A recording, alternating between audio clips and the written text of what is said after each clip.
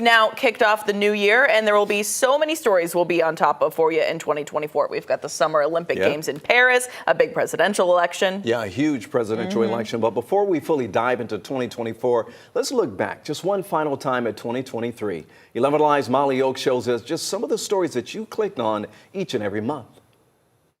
In January, UGA got a lot of clicks, but not necessarily ones about their championship.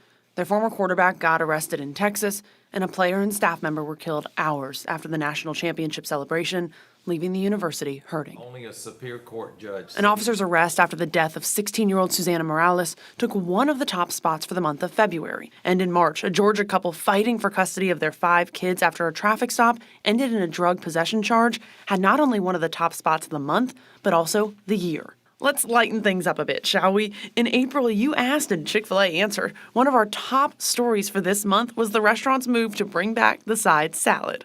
Jamie Foxx and his health topped out our stories in May. Meanwhile, June's top story was an employer having to pay up after initially paying someone's final wages in oil-covered pennies. In July, the Cheesecake Factory got some clicks when we said goodbye to that building in Buckhead. And for August, our top story was a passenger takedown after police say a man attacked a flight attendant. And speaking of plane stories, one of September's top spots was snagged by the Atlanta flight that had to reroute after a passenger had diarrhea, quote, all the way through the plane. People still had their eyes on the skies in October with our story about how to spot the solar eclipse. And Sandy Springs snagging a top 10 spot for millennials to move to also snagged that story the top spot for November. She didn't ask for prayers for herself, she asked for prayers for other people. That's the month we also said goodbye to former First Lady Rosalynn Carter. And to close out the year, one of our stories Friday was already one of the most clicked on for December, with some North Georgians wishing for snow as we wish you a happy new year. Reporting in Atlanta, Molly Oak, 11 Alive News. Well, just to let you know, 11 Alive has compiled more top stories of the year just for you. Just text the word recap